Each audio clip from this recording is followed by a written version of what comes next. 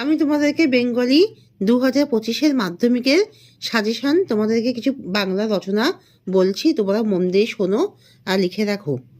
তোমরা সবাই দয়া করে লাইক অ্যান্ড সাবস্ক্রাইবটা দিয়ে দাও। লাইক অ্যান্ড সাবস্ক্রাইবটা দিয়ে তোমরা শোনো। বাংলা রচনা চন্দ্রযান।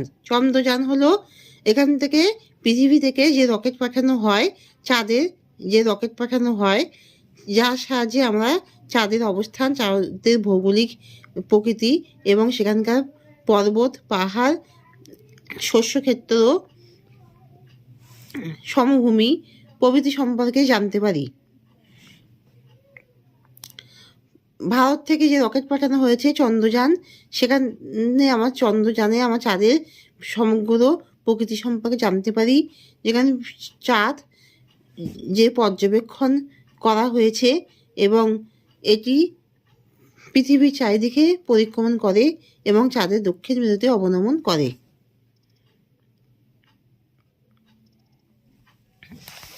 তাহলে এই চন্দ্রযানের সাহায্যে আমরা সমগ্র চাঁদে থেকে পৃথিবীকে আমরা দেখতে পাই এবং সমগ্র চাঁদের ভূমি কেমন, চাঁদের যে গর্ত রয়েছে বা জলাশয় আছে কিনা, তা এবং এখানে কোনো জীবনের অবস্থান আছে কিনা, অর্থাৎ এখানে কোনো জীবন্ত প্রাণী নেই, সব কিছু আমরা চন্দ্রযানের মাধ্যমে জানতে পারি।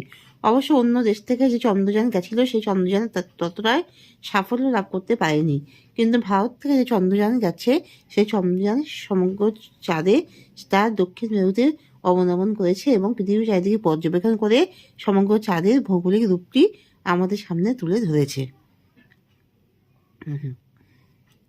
এবং চাঁদে যে পাহাড়, পর্বত, সমভূমি, জঙ্গল, বনপ্রকৃতি প্রভৃতি কতটা কি আছে এবং চাঁদে গর্ত আছে কিনা, জলাশয়, সব কিছু সম্পর্কে আমরা জানতে পারি।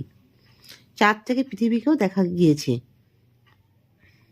পৃথিবীর একদিকটা বাদামি, যেখানে পাহাড় পর্বত আছে, আর একদিকটা সবুজ কালারের, যেখানে তৃণভূমি আছে, এবং নীল কালারের, যেখানে জলাশয় আছে। এবার কন্যাশ্রী প্রকল্প রচনা। কন্যাশ্রী প্রকল্প হলো মেয়েদের জন্য যে প্রকল্প চালু করা হয়েছে, যেখানে মেয়েরা একটা অর্থ পাবে, অর্থাৎ মেয়েদের সেই প্রকল্প থেকে মেয়েরা তাদের অর্থ সুবিধা পাবে, যার সাথে তারা শিক্ষা খাতে ব্যয় করতে পারবে। অর্থাৎ আমাদের এই দেশের গ্রাম অঞ্চলে বিশেষ করে মেয়েদের তেমনভাবে শিক্ষার অধিকার দেওয়া হয় না।